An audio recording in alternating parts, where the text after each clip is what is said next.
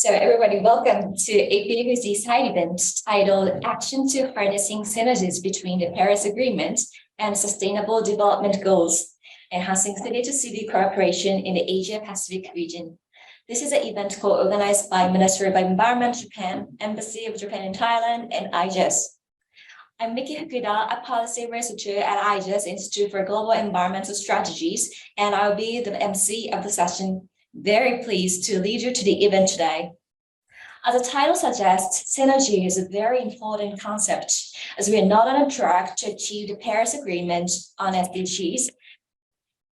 So maximizing the synergies between climate actions and SDGs and maybe biodiversity could help accelerate the progress. So for the opening remarks, first we would like to invite His Excellency, Mr. Kazuya Nishida, Ambassador Extraordinary and Plenary to Japan to the Kingdom of Thailand. His Excellency, Mr. Nishida, are you there? Yes, I am. Thank you very much. The floor is yours, please. Professor Takeuchi Kazuhiko, President at the Institute for Global Environmental Strategies. Mr. Takada Minoru, Team Leader on Energy at the Division of Sustainable Development Goals, UNDCSA. Distinguished speakers, ladies and gentlemen, good morning, good afternoon, or good evening.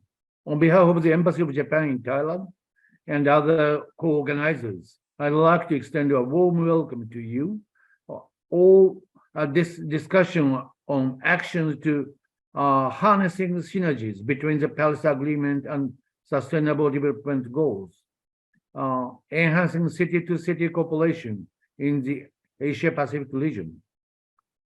Climate change is one of the biggest global problems, and our concern on it is getting higher and higher.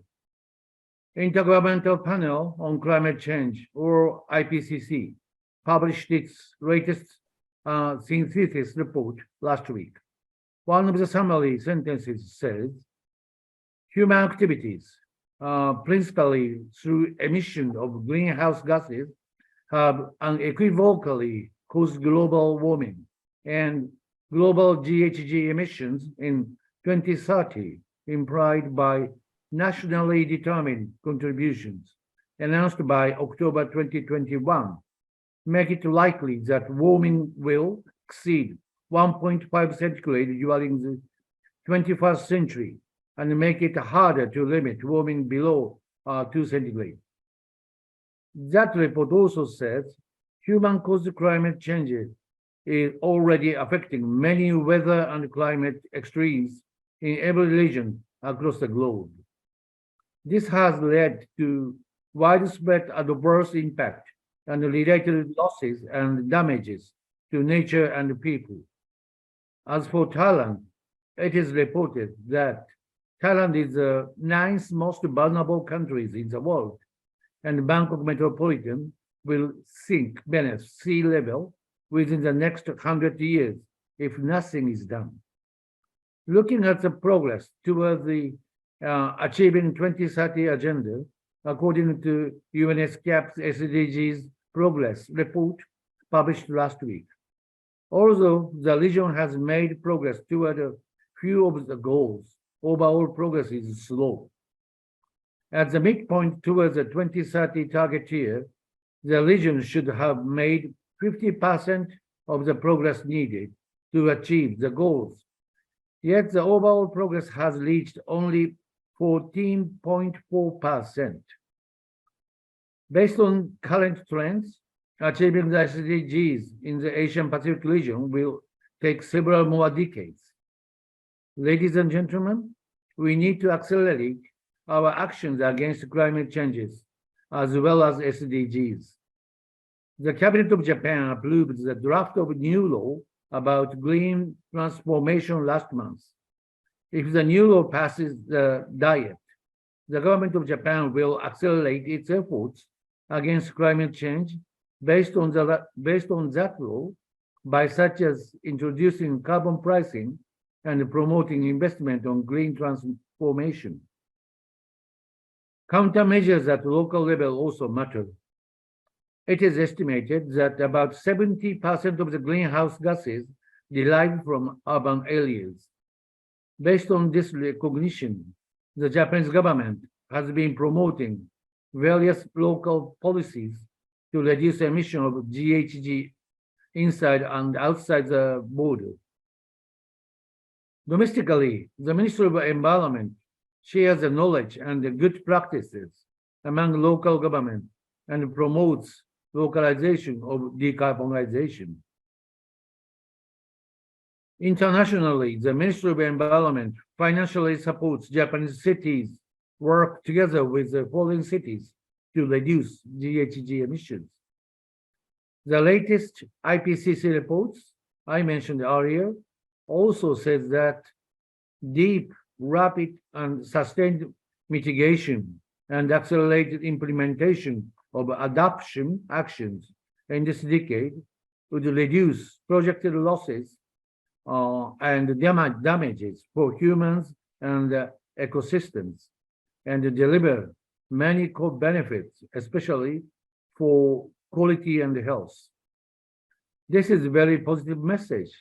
As I mentioned, we are behind the schedule for both of climate change and SDGs.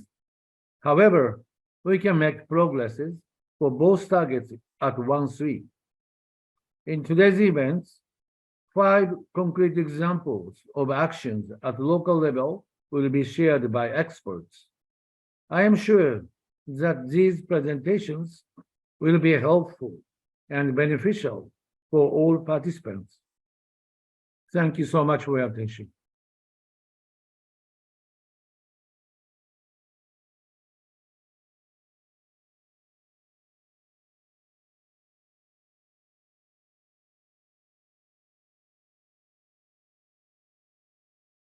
Takada. He is a team leader on energy at the Division for Sustainable Development Goals at UNDESA. Based on the successful United Nations conference with UNDESA and UNFCCC in Tokyo last July, putting the synergies concept in the center, he is going to provide us a background why the synergy is important than ever before and how the synergetic action strengthened by the collaboration among multi-level stakeholders. Mr. Takada, floor is yours. Thank you very much, Fukuda-san. The distinguished colleagues, ladies and gentlemen, it's a pleasure to join in this way. I'm sitting in Bangkok right now, somewhere at the corner. I don't know where exactly in the conference room, but somehow I'll be able to connect in this way. So today I'm going to go through a few slides to explain about UN's efforts to harness climate and SDG synergies. Next slide, please.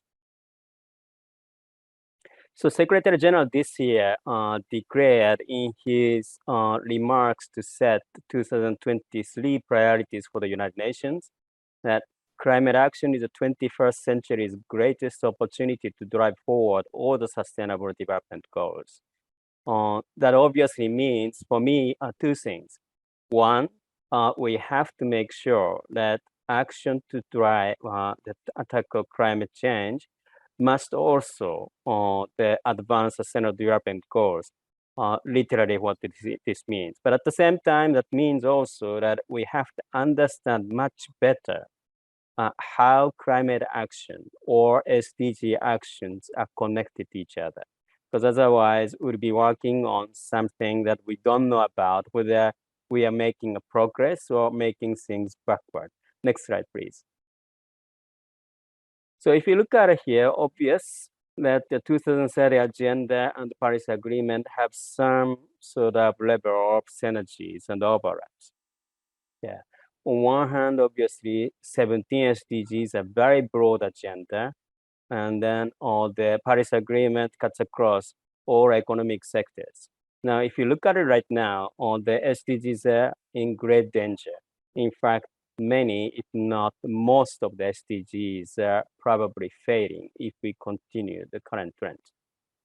And on the part of the Paris Agreement, as you know, we have to limit the temperature rise to 1.5 degrees by the end of this century, but we are heading 2.5 degrees pathway according to the current policy trend. So we have to strengthen action to achieve both 2030 agenda and Paris Agreement at the same time. Now, estimates say that we probably need several trillions of dollars to achieve SDGs alone, and also to achieve the objective of the Paris Agreement alone. That's a huge number. That's why that we have to make sure where we can to drive actions to achieve sustainable development goals in the Paris Agreement at the same time. Here comes the sort of notion of synergies. Next slide, please. So with that in mind, DESA, which sort of provides a secretariat for the intergovernmental processes to review, follow up on the SDGs in New York, and UNFCCC Secretariat, which obviously provides secretariat services for intergovernmental discussions on the climate change, sort of teamed up. Idea is very simple. Let's try to bring our experiences together so we'll be able to share knowledge and insight as to how to maximize synergetic implementation on the both agenda. We've been doing this one last 4 years. And the third global conference on strengthening synergies between the 2030 Agenda and the Paris Agreement took place in Tokyo, thanks to the Ministry of the Environment of Japan, and then also thanks to the IGES and the United Nations University. So let me show you a few of the conclusions here. Next slide, please. Well, conclusions comes with some few photos of the people who participated. We had a great participation of many multi-stakeholders, including youth representatives who presented their recommendation. Next slide, please.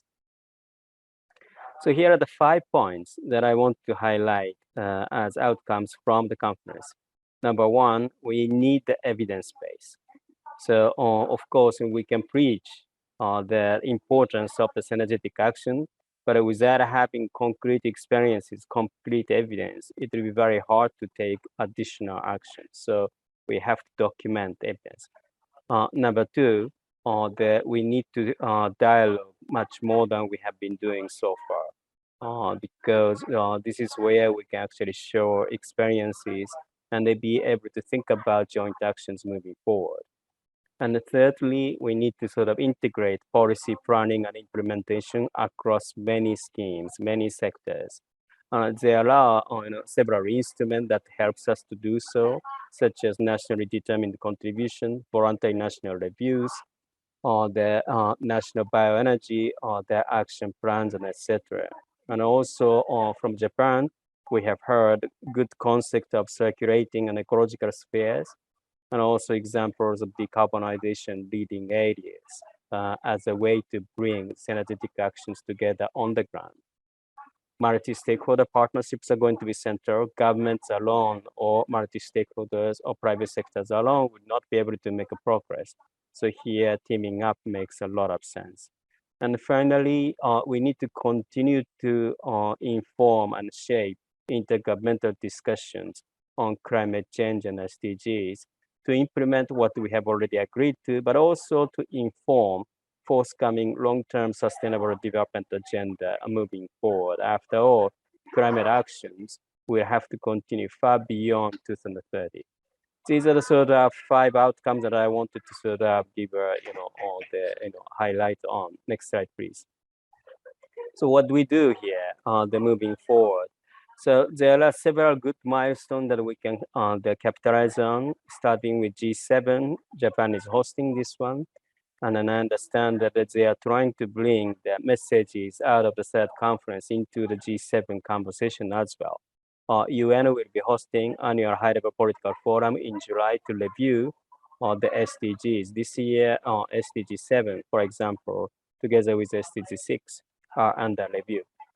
UNFCCC will be doing regional climate. There will be 4 of them this year. So we'll be working together with them to embed synergetic implementation sessions as part of the regional climate weeks. And then the 4th global conference on climate SDG synergies. We'll be hosting that toward the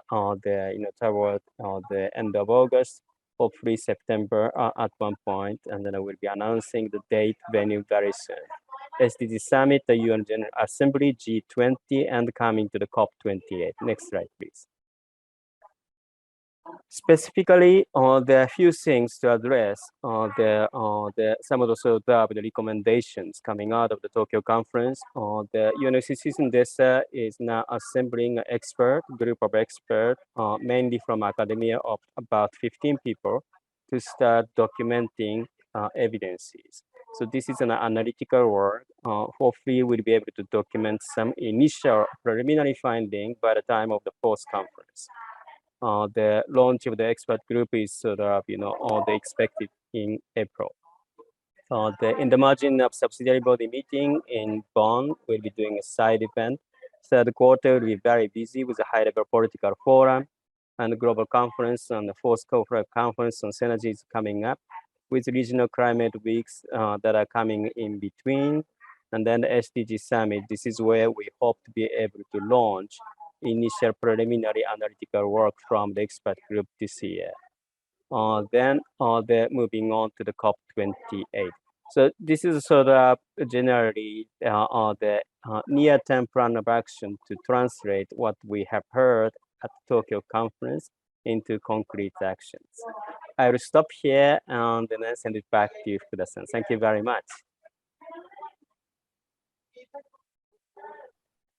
Thank you very much, Mr. Takada. So then we're moving to the main part of today's event, the panel discussion. We invite 5 distinguished speakers representing their initiatives to enhance synergetic actions across Asia Pacific regions and discuss how we can further strengthen the cooperation. Here, let me invite today's moderator, Professor Takeuchi, who is the president of IGES. Professor Takeuchi, please take the floor. Thank you very much, Miki-san, for your introduction. Before moving to the panel discussion, let me recall the presentation from Mr. Takada. Again, thank you very much, Mr. Takada, for your framing presentation. As he said, to enhance our synergetic actions, it is very important that we accelerate the implementation of actions at the city and local levels, as well as the further cooperation between developed and developing countries. From this perspective, today, we have invited 5 distinguished presenters from Japan, Malaysia, Indonesia, and also AirPalif, the French-based institution on the air pollution monitoring, promoting city-to-city collaboration. Now, let's begin with our first presenter, Mr. Hayato Shimizu, Mayor of Saitama City, Japan. Saitama City is selected as one of the decarbonization leading areas in Japan. He is going to share some wonderful examples in Saitama City. Mayor Shimizu, the floor is yours.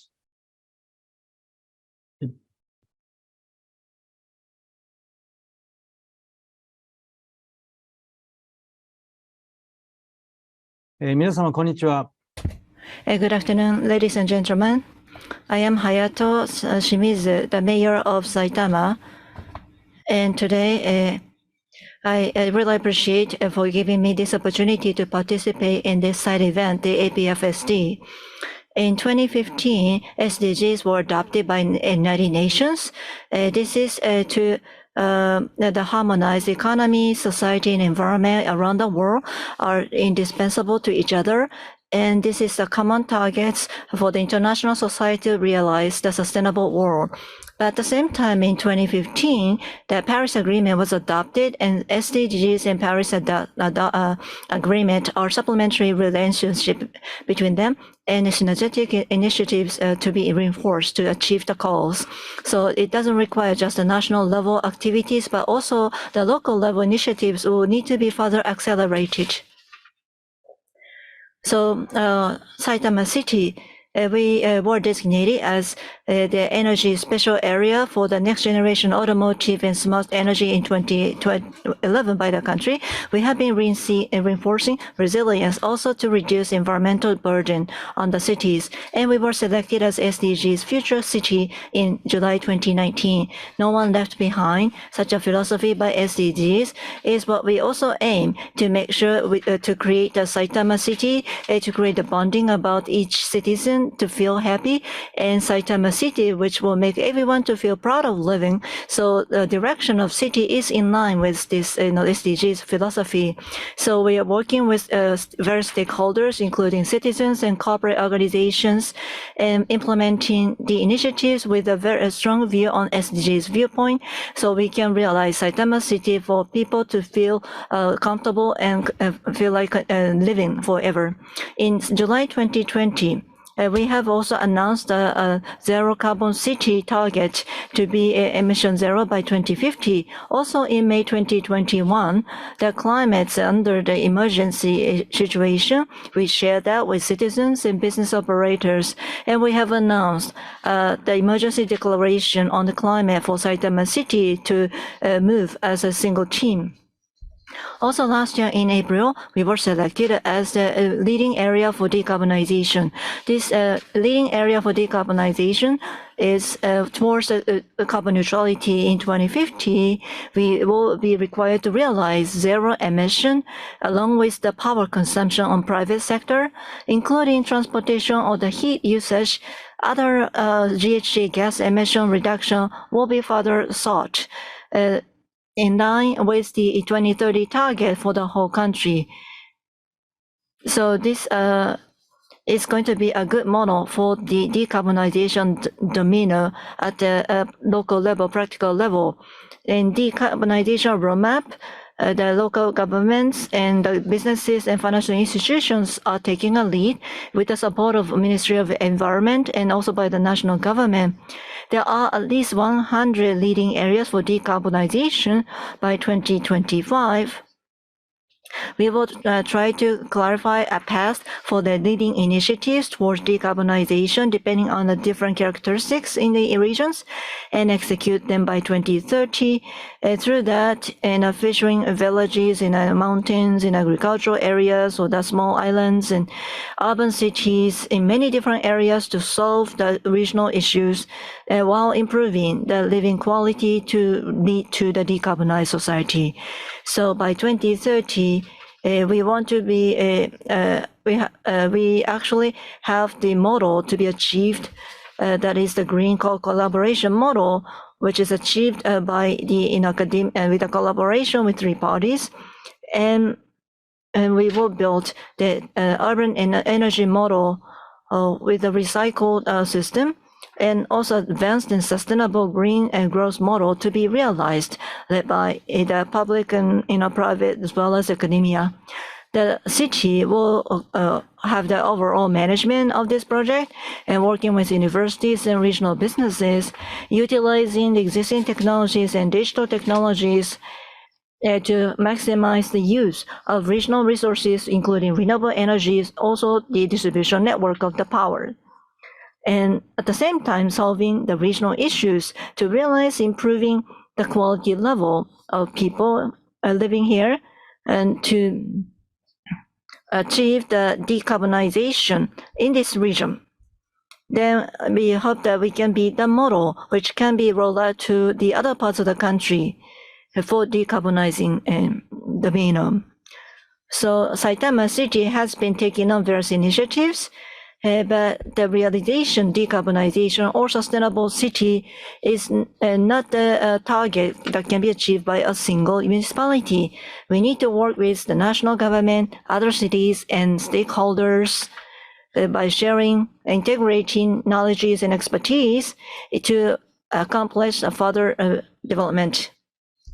So we have held the domestic summits for 9 times in the past for the purpose of building the urban the city network in a wide area. And last November, we further advanced this to have more participation from overseas cities to have the Saitama Sustainable City Summit. And because of this summit, the participation for this summit allowed us to have a collaboration with Kuala Lumpur City. So we made a promise with Mayor Mahadi to realize their decarbonized region. With the support of Ministry of Environment and IGES, We have an example of microgrid in Saitama City. We have also set up the smart home community as the model area for housing, for decarbonized housing. And so we are sharing this know-how to them. So smart home community is represented by solar power system, also energy management system implemented to locally create and consume the renewable energies and ensure the energy security. And also according to our own city specific standards, high airtight, high insulation residential performance is ensured. And the community among the residents were also nurtured by creating common spaces. So we had the visits from the Minister of Environment, also the head of the EPA from America. So this effort's been well appreciated by many different people, and this has become a quite symbolic project to achieve a sustainable town building. So we will continue to receive the government support to further accelerate such decarbonization initiatives, and while in reinforcing collaboration between cities to contribute to achievement of sustainable development goals. This concludes my presentation. Thank you very much for your attention.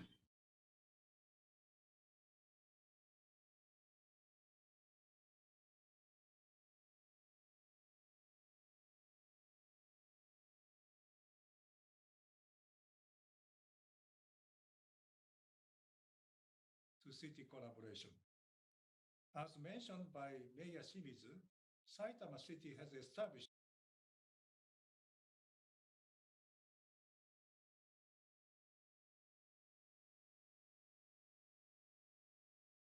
Speaker, Mayor Mahadi Chenga.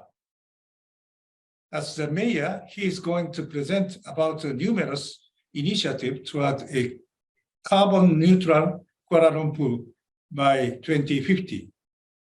Mr. Mayor, floor is yours.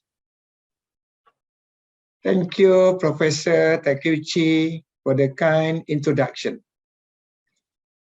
Your Excellency, distinguished guests, ladies and gentlemen. First and foremost, allow me to express my utmost appreciation to our host today, the Ministry of Environment Japan, Institute for Global Environmental Strategies, and the Embassy of Japan in Thailand for inviting me to today's session in conjunction with the 10th Asia-Pacific Forum on Sustainable Development. Ladies and gentlemen, Kuala Lumpur today is Malaysia's engine of growth. As a focal point for business, employment, and education, amongst many other growth prospects, we are highly cognizant of balancing this with the ability to withstand the challenges of climate change. While we are fully aware of the impact on climate change globally, what matters more is how are we addressing this in our city? In our mission to create a livable, sustainable, resilient, and carbon neutral city by 2050, Kuala Lumpur City Hall has set into motion several master plans. Back in 2015, we developed our in-house carbon management plan for energy. This was followed by the Kuala Lumpur Low Carbon Society Blueprint 2030 and the Kuala Lumpur Climate Action Plan 2050, as you can see on the screen. Our action plans are aligned with the United Nations Sustainable Development Goals, or SDGs, which are a guiding beacon for us as we tread the path of sustainability. Effective execution has led to positive results, and I am happy to share that we have indeed made notable progress since the development of these master plans. Kuala Lumpur has been on its own unique journey of creating a sustainable city. Among our key initiatives is earmarking Wan Semaju as a carbon neutral growth center by 2050. It was set out to be the pilot project for carbon neutral city. The Wan Semaju Carbon Neutral Growth Center focuses on 6 key areas, which are energy efficient and climate-proof buildings, mobility and infrastructure, green adaptive city, smart waste management, disaster management, and community. More than 85% of the streetlights in Wan Semaju have been replaced and are now powered by LED lights. This puts us on track with the aim to have 100% energy efficient streetlights in Wan Semaju by 2023. In walking the talk, as building owners, Kuala Lumpur City Hall have installed solar photovoltaic systems at community complexes, bus stops, hawker centers, and markets in this area. Distinguished guests, ladies and gentlemen, to ensure a comfortable commute in an eco-friendly setting, our free Go KL electric buses are currently operating in Wan Semaju, providing reliable, easily accessible, and safe first and last mile services for KLites. Apart from the utilization of electric vehicles, we also encourage KLites to adopt walking and cycling by constructing an integrated pedestrian walkway and bicycle lane network with shady trees throughout Wan Semaju. Another significant feature of this township is that it will encompass the concept of a 15-minute city with access to daily necessities within a 15-minute walk or bike ride. I am happy to share that we are already seeing the positive impact to the residents in this area. Wan Semaju's upgraded infrastructure has helped its residents lead better, stress-free lives and slowly acquiring low-carbon lifestyle. In terms of local involvement and shifting mindsets, we have implemented the One Community, One Recycle, or in short, 1C1R program to encourage our public housing tenants to offset their monthly rent by recycling. This program also helps to achieve our target of becoming a zero plastic waste city by 2030. Excellencies, ladies and gentlemen, talking about collaboration and partnership with other cities around the globe, I must say that the strong collaboration and knowledge sharing partnerships with our counterparts and friends in Japan have inspired and fueled the success of our Carbon Neutral Growth Center. We kicked off our inaugural program with Tokyo Metropolitan Government in 2019, followed by our collaboration with Saitama City in 2022 to implement energy efficiency practices and the adoption of microgrids together with on-site renewable energy and smart city initiatives. In fact, we are already planning to develop a solar farm in Wan Semaju, which could be the first microgrid project in Malaysia.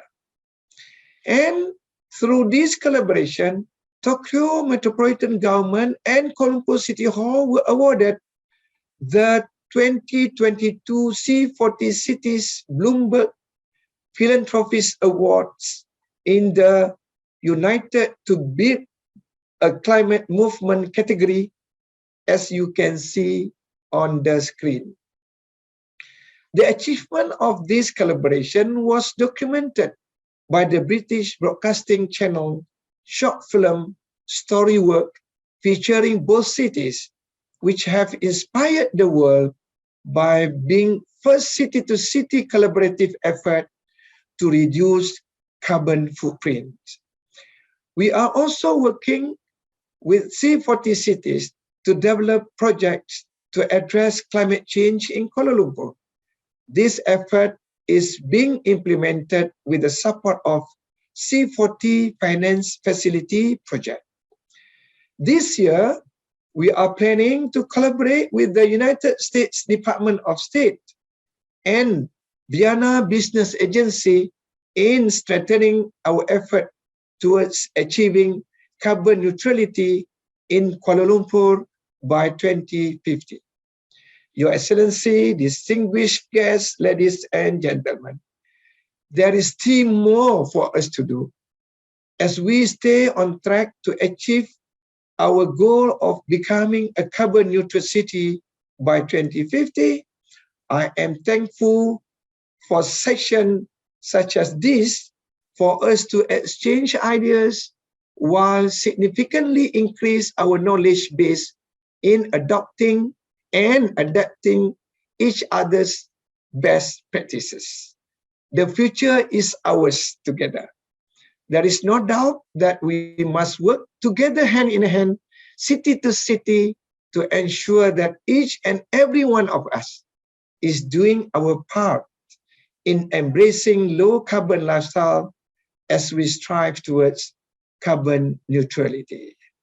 Ladies and gentlemen, thank you once again, and I look forward to strengthening our relationship as well as our collective carbon neutral efforts for the benefit of all, including future generations. Thank you. Thank you very much, Mayor Mahadi, for your very comprehensive presentation. And I congratulate you on receiving the award, celebrating your great performances. Thank you very much. Thank you. Thank you. Now, let's move to our third presenter, Mr. Nobuhiro Miwa, Senior Technical Director, Department of Lake Biwa and the Environment of Shiga Prefecture Government in Japan. As the largest lake in Japan, Shiga Prefecture has been worked towards conservation and restoration of Lake Biwa under the NLG's Mother Lake Goals. Mr. Miwa will provide more detail on this initiative. Mr. Miwa, the floor is yours. はい、皆さんこんにちは。Good afternoon, everyone.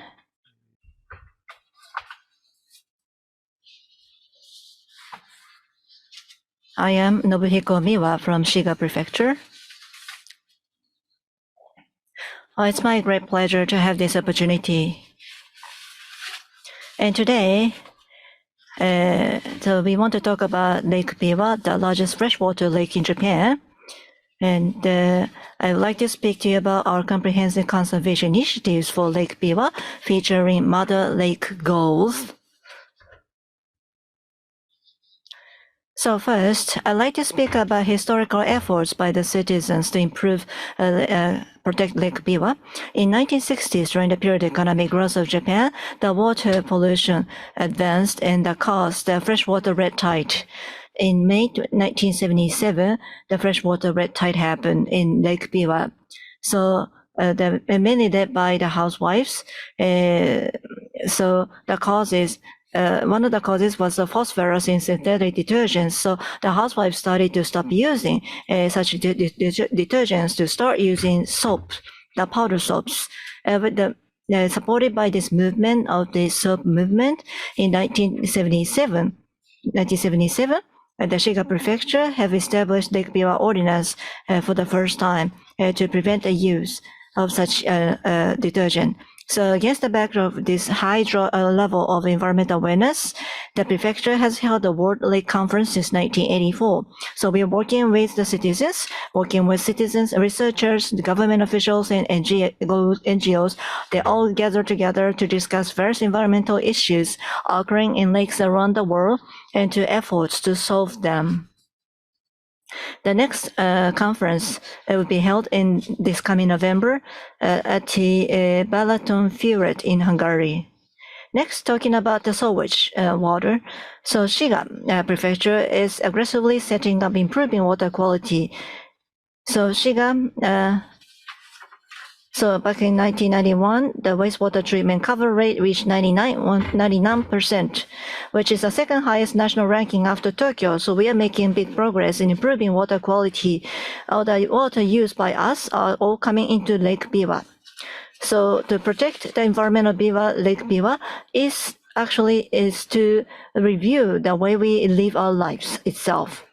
And this is what we call the Lake Biwa is a mirror that reflects our way of life. So Lake Biwa also shows a sign of global climate change. It's a good window. So by protecting Lake Biwa, we can also protect the global environment. So among all the water we have on Earth, the amount of fresh water that humans can use is extremely small. So protecting lakes is extremely important for ecosystem and humankind. So taking various opportunities, we insist on mainstreaming lakes in the global water agenda at any occasion. So now also I want to talk about the new collaboration with citizens, which is the Mother Lake Goals. So Mother Lake Goals are the common goals for the conservation of Lake Biwa to be achieved by 2030. So MLGs, Mother Lake Goals, were inspired by the SDGs and aiming to make these development goals more applicable and achievable on a local level. The MLGs serve as a bridge between individual actions and the SDGs. MLGs provide a way to apply the SDGs to specific actions related to Lake Biwa. But also MLGs allow as all the initiatives done by ourselves are actually related to SDGs, and that is actually allowing us to recognize that. And there are 13 goals in MLGs. The concept of MLGs goes beyond the boundary of the Japan and apply to lakes around the world. So I've heard in northern Vietnam at Ha Long Bay, this is a World Heritage. So we heard that they are now working to establish in Ha Long Bay goals inspired by MLGs. So MLGs have 6 aspects other than Lake Biwa's version of the SDGs. Second feature, it's a bottom-up goals made from everyone's promise with Lake Biwa.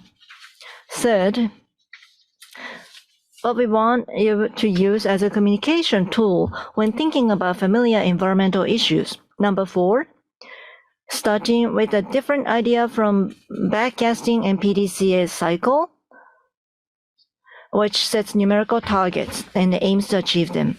And number 5, like an ecosystem, cherish free and diverse activities such as plants grow their branches and leaves freely towards the sun. And number 6, and it should be the Lake Biwa version of the Paris Agreement. So let me put some color to this Lake Biwa version of Paris Agreement. Both of them have in common is that it's a system in which people with different standpoints and ideas and ways of doing things can participate voluntarily.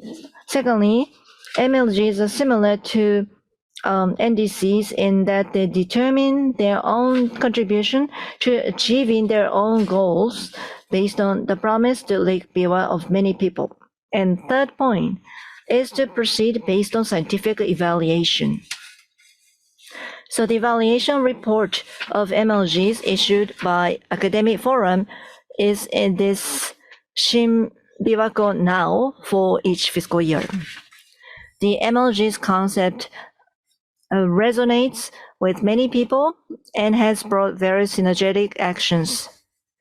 These include prepaid cards used at convenience stores, pin badges produced at disabled and handicapped community workshops, and the car calendars and garbage bags made from biomass plastic by rice resin, environmental education delivered at elementary schools, and collaboration with a TV station. Among these, the most synergetic action could be the MLG's exercise produced by Miki Ito, a mogul skier from Shiga Prefecture who competed for Japan at 3 Winter Olympics. This has become quite popular without depending on the air conditioning systems or the heaters, trying to reduce the carbon emissions. And this is the music called the Emeji song, which is performed by children's choir. Actually, I wrote the lyrics for this song. And as you can see at the far end, on the far right, the person who's playing guitar is me. It's me. The information on MLGs is available on YouTube, our official website, Twitter, Facebook, and all these different media platforms. Please take a look at them. And in closing, I really appreciate this wonderful opportunities to talk about Lake Biwa. Thank you very much. And I hope this efforts for Lake Biwa, Shiga, or Japan can be a good reference for all of you. Thank you for your attention. Mr. Miwa, for your interesting presentation with a lot of unique practices, including MLGs on the ground. Next speaker is Mr. Diki Edwin Hindaut. He is a senior advisor at Indonesia JCM Secretariat. He is going to talk about the synergetic actions in the JCM project. Mr. Hindaut, floor is yours. Thank you very much, Takeuchi-san. So I would like to present what we have done in GCM. And it is rather different with other presentation that we have today, because we will talk about the scheme, not city, not lake, but it is a scheme. If just earlier we had from Lake Biwa, a very beautiful Lake Biwa, how then they reduce the pollution and emission and everything. And today I would like to present a GCM case study for SDGs and energy transition implementation. So again, thank you very much for inviting me, IGES and MOEJ. And domo arigatou gozaimasu, Takeuchi-sama. Yes, this is the GCM. Indonesia GCM implementation have been developed from 2013. And until now, this is the bilateral cooperation between Indonesia and Japan. We have developed 54 projects. So from the 54 projects, we had developed the projects all over Indonesia. You can see in here that the projects are like from the Sumatra Islands, Java, Kalimantan, Sulawesi, and many other islands in Indonesia. And currently we have program with the government of Japan by the model projects, demonstration projects, and Japan Fund for GCM. So there are three kinds of financing system in the GCM that allow the government of Japan to support us on 50% of the total project cost by using model projects, and then more than 50% of the total project cost by using demonstration project. And currently we also start to develop what we call the Japan Fund for the GCM. This is the cooperation between the GCM and the ADB. And then for the implemented technology, we have implemented many kind of technology that basically are based on the energy efficiency and renewable energy. So we have chiller energy efficiency or chiller, hydro, waste recovery, and everything. So you can imagine that from the 54 projects, we had some of the projects are already finished. I mean that all of the cycles are already finished, and some of the project is just started. So this is the development of the GCM bilateral cooperation with Indonesia and Japan. We have started from 2012 when the first bilateral discussion was happened in Indonesia, and then we start on the bilateral cooperation signing on 2013, and then in 2015 we had concluded to have the Sustainable Development Implementation Plan and report. This is the system on how then to monitor and measure the achievement of the sustainable development in our project. And then because of there's a Paris Agreement that started on 2021, so we have the extension of the bilateral cooperation until 2030 on 2022. So just 1 year ago, we have extension of bilateral cooperation until 2013. And then in 2033, we have some discussion on with Japan government and Indonesia government about how then to use the GCM under the JETP. JETP is the Just Energy Transition Partnership that had been developed by Indonesia, Japan, and other countries during the G20 summit last year. So we will need more discussion on how then to put all of the GCM projects under the JETP system. And this is the projects, one of the projects that we have. This is 2 megawatt solar power system that we have developed in South Sumatra. And theoretically, climate mitigation projects will contribute to the sustainable development. But how then to measure it? Because we had indicate that in Indonesia, project GCM projects, we have about 8 sustainable development goals that can be achieved. Versus number 6, clean water and sanitation, and number 7, affordable and clean energy. Number 8, decent work and economic growth. Number 9, industry innovation and infrastructure, and number 11, sustainable cities and communities, and then number 12, responsible consumption and production. Number 13, of course, the climate change, and then number 17 about the partnership for the goal. So we hope to achieve all of those 8 SDGs numbers in here. How then to measure it? So by the Sustainable Development Implementation Plan and Sustainable Development Implementation Report that we have developed, so we believe we can indicate, and then we can monitor, and then we can measure the achievement of the SDGs in our projects. So we can measure how then these 8 SDGs can be achieved in our projects. So what is the SDIP? The SDIP is the set of plan of the GCM project to contribute to sustainable development based on ex-ante analysis. And then the SDR is the set of achievement of SDIP implementation for a particular monitoring method. So SDIP is then a kind of requirement from us, from the government of Indonesia, on every project. So every project must fulfill all of the SDIP points in here.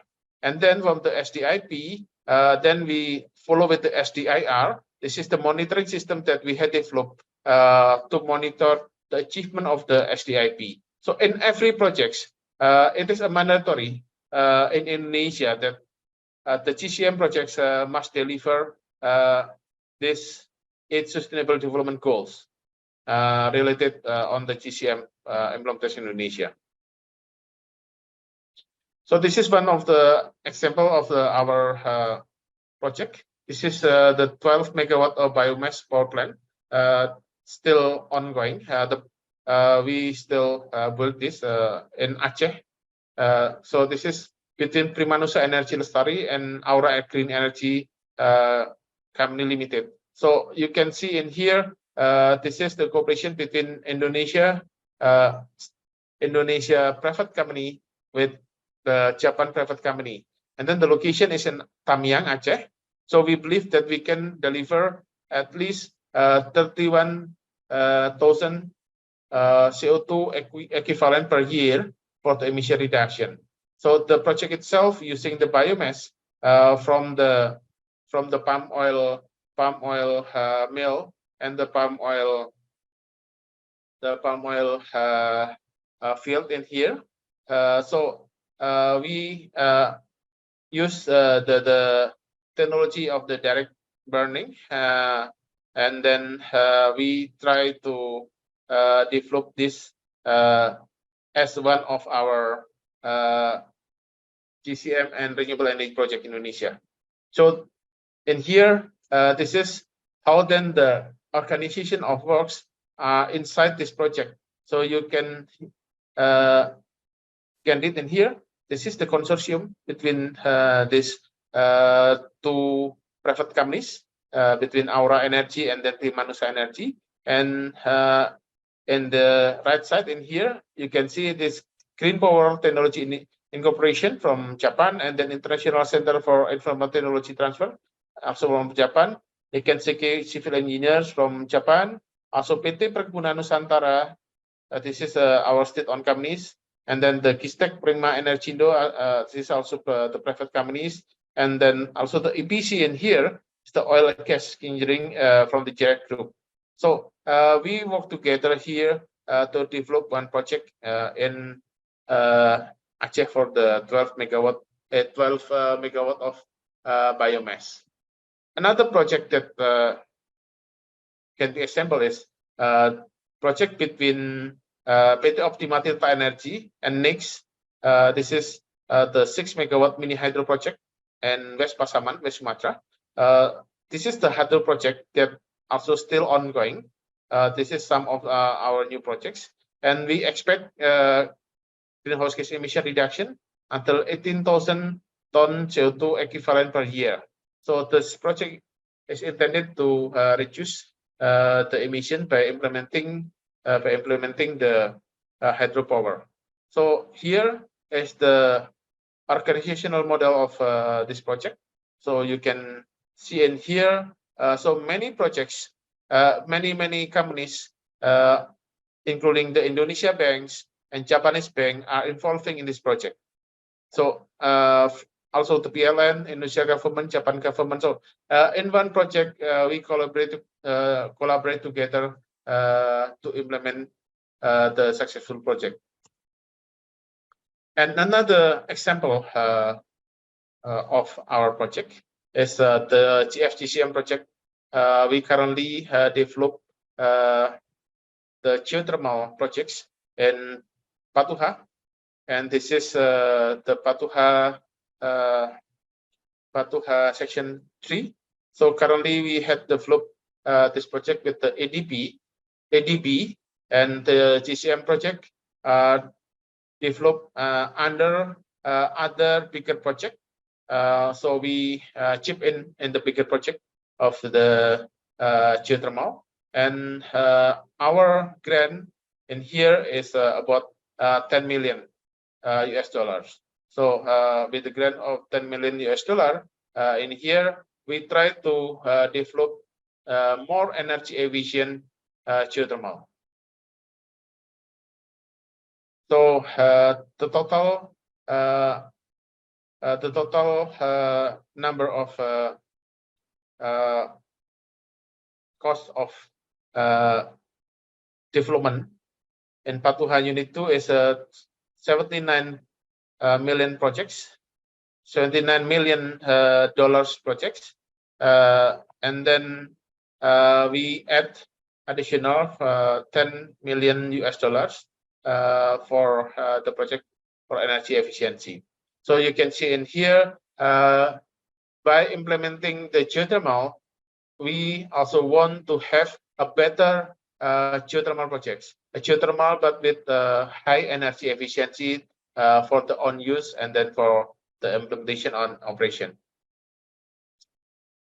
Yes, currently we have many challenges ahead for the implementation of the GCM. First, about the Paris Agreement. In the Paris Agreement, obliges each country to reduce emission by strictly regulating the transfer of the result of emission reduction between countries with the corresponding adjustment principle. So this is very new for us, and this is very challenging, this kind of the corresponding adjustment. And then registering and calculating emission reduction at the national and global level is becoming increasingly complex because of the Paris Agreement. And then the unclear national emission reduction policies, we are still developing our own emission reduction policies, and currently it also very challenging. And then policies and regulation at the national level, we are still discussing on how to then to put all of the GCM system and within our system.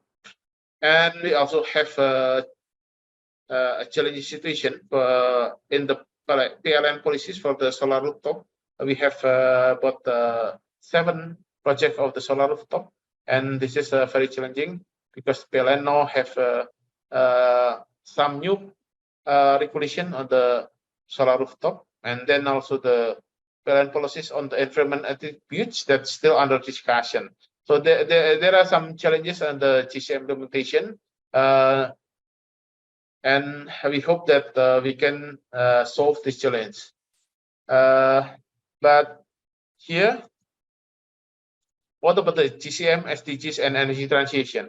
So the 23 from 54 of our projects are renewable energy projects, while the other projects, 31 projects, are energy efficiency projects. So we know that every project in here has a different type of technology, but all of the projects can be categorized into the project that will deliver SDGs and the energy transition. And all projects have proven to help SDG achievement target Indonesia, and all projects also have successfully reduced GHG emission and are in line with the net zero emission target achievement programs. But what we must do now is Japan and Indonesia must work hard to prove to the global community that GCM is one of the answer for the Paris Agreement. And then many challenges are still ahead, but GCM hopefully can play significant roles in combating climate change and improving sustainable development. So this is from us, from the Indonesia GCM Secretariat. Thank you for your attention. Domo arigatou gozaimashita. And konnichiwa. Presentation explaining about the JCM scheme between Indonesia and Japan. Now I'd like to move to the last speaker, but not least, Ms. Karin Leger. She is the managing director at APFSD. APFSD is the French-based individual air pollution monitoring institution, and she is going to talk about the city-to-city collaboration in this field. She is attending from France, and it's very early in the morning. Very sorry, and thank you very much for your participation. Please, the floor is yours. Your Excellency, distinguished host and dear guest, it's a great honor for me to be here this morning, even if it's quite early. It's really a pleasure to be able to present what we are doing when dealing with air pollution in Southeast Asia.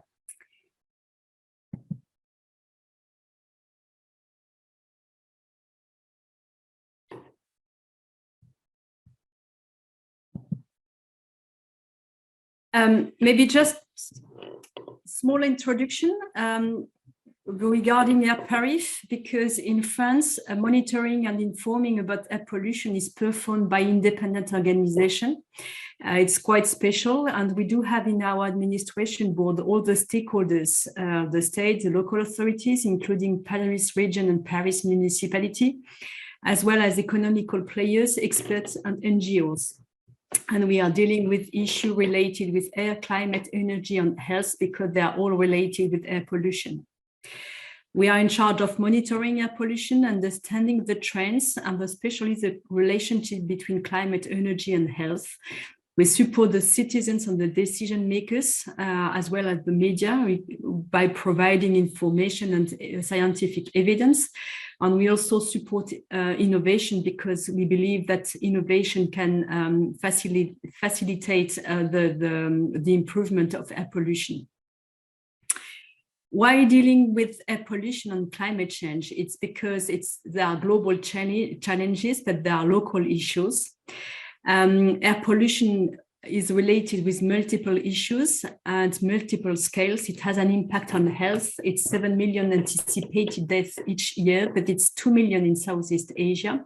It's related with economy, with an impact on health, tourism, and attractiveness, and mostly in low and middle income countries. It's related with climate change because some air and climate pollutants are the same. It has an impact on food safety, biodiversity, the relationship between the countries due to transboundary pollution, and it also impacts the cultural heritage. That's why it's a highly mediatized and political issue. In a matter of fact, air pollution and climate change are pretty much related. Some pollutants are the same, that's the short-lived compounds. They are both playing in the air pollution field under the climate change issue. Air pollution has an impact on climate change, and climate change has an impact on air pollution. The sources are the same with different contribution: traffic, heating, industries, agriculture. The location are also often the same, as you can see on the maps. The emission of particles in Paris region are the same at the same location as the emission of greenhouse gases. In these pictures, we are looking for synergies, and energy saving, change in behavior provide synergies regarding air pollution and climate change.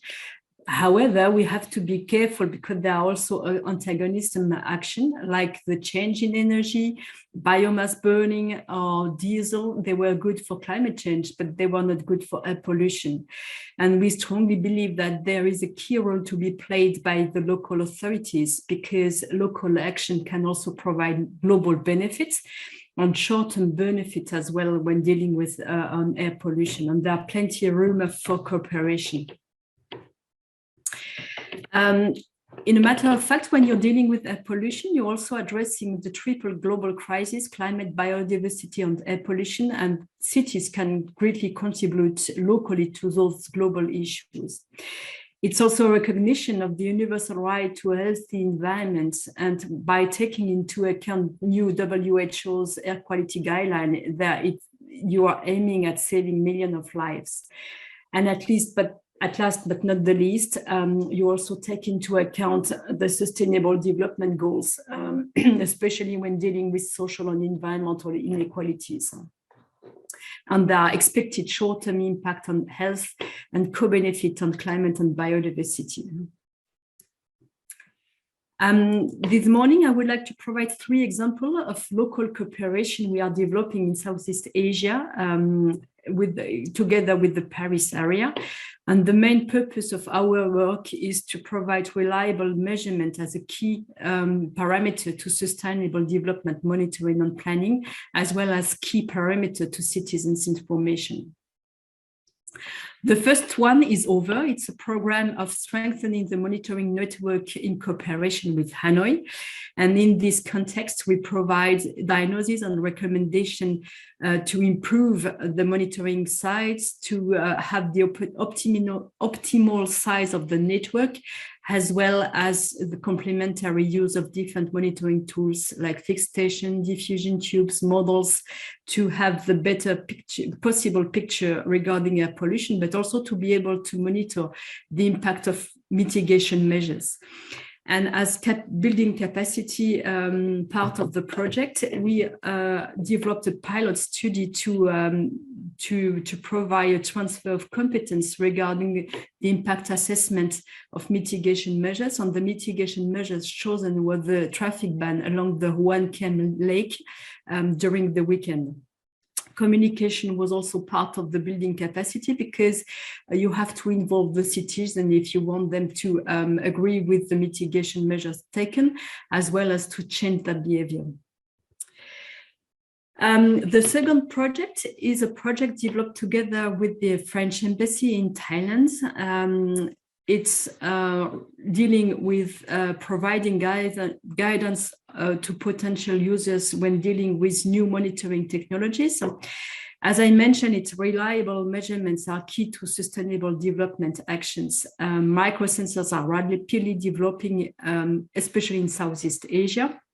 And there is an increasing demand for independent information on the performance of these sensors. There is also a need to promote innovation and to provide feedbacks to manufacturers in order for them to improve their devices.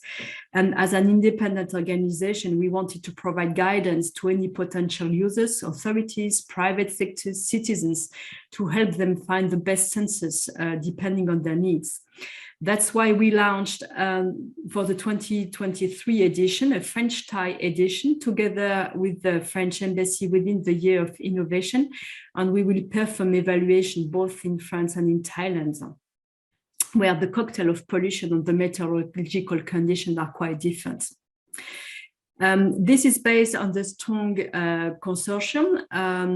We will evaluate the performance of the microsensor depending on the pollutant, depending on the category of use, indoor, outdoor, stationary, mobile, awareness raising. There are different category of sensors, but also in different environments, indoor and outdoor, in France and in Thailand. This is going to be an independent evaluation in realistic conditions made by international experts. The challenge is open to all manufacturers, and there will be about 60 solutions, 30 companies, and 60% of them are being from outside of France.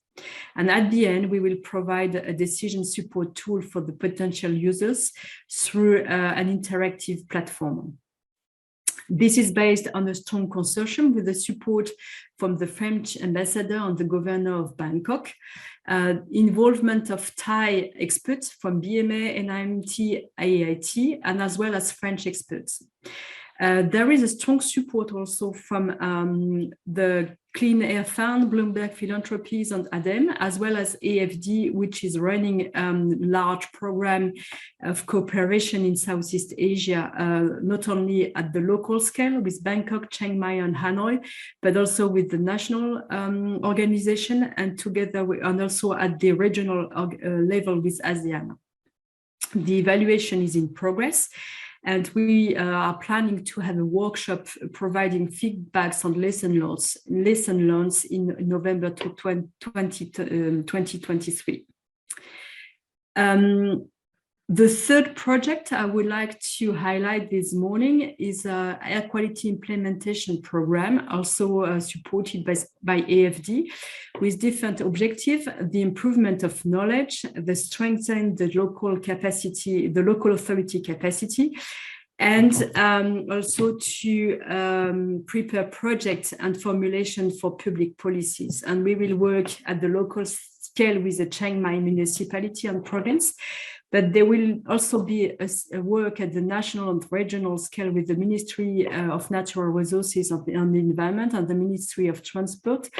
And the next step will be a similar project, which is going to be run with ASEAN member states.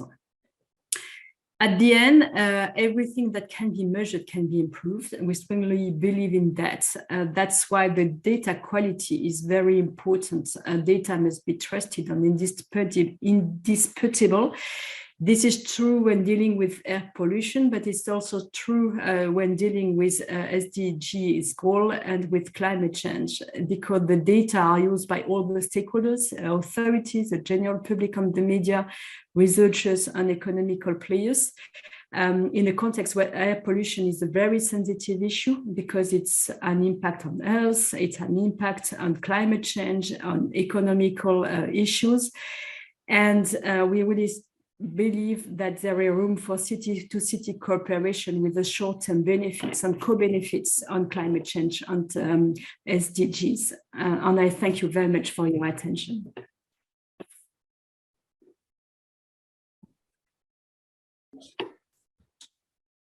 Thank you very much, Ms. Leje. Thank you for very rich and informative presentations from all 5 distinct speakers. We are very sorry, but for the sake of the time, we cannot have the time for deep discussions and need to conclude our today's session in less than 10 minutes. So please allow us for 5 minutes extension to invite one key message from each speaker. First, I would like to invite the mayor of Saitama City, Mr. Shimizu. Floor is yours. In 1 minute, please.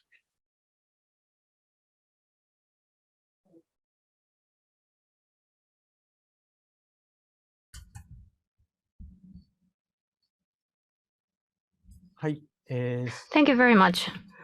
As I presented earlier, Saitama City is in collaboration with Kuala Lumpur and promoting city-to-city collaboration under the bold initiative under the leadership of Mahadi, the Mayor Mahadi, and our which dovetailed with our ambitious goals at Saitama. So we'd like to conduct feasible studies together going forward to obtain solid results.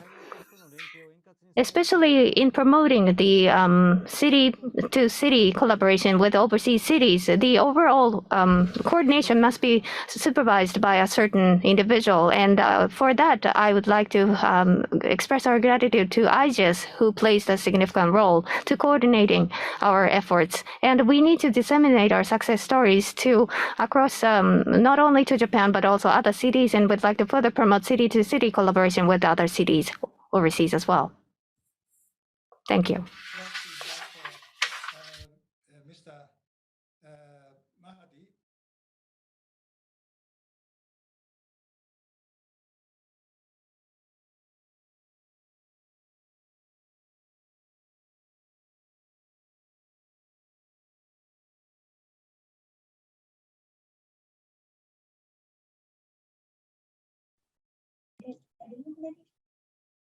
Hello, Professor.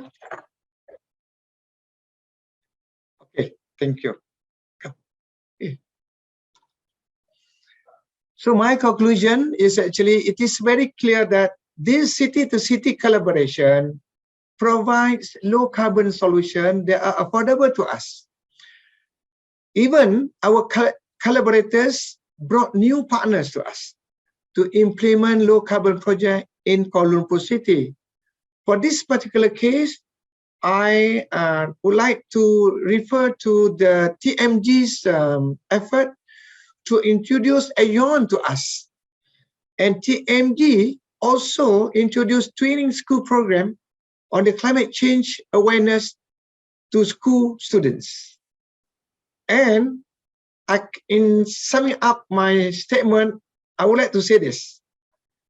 With this collaboration, of course, city-to-city collaboration, I could see the benefit that we enjoy, not only in terms of our awareness on the effect of climate change, but also to implement low carbon initiative with significant time saving, money well spent, and the program has been implemented successfully. Thank you, Professor.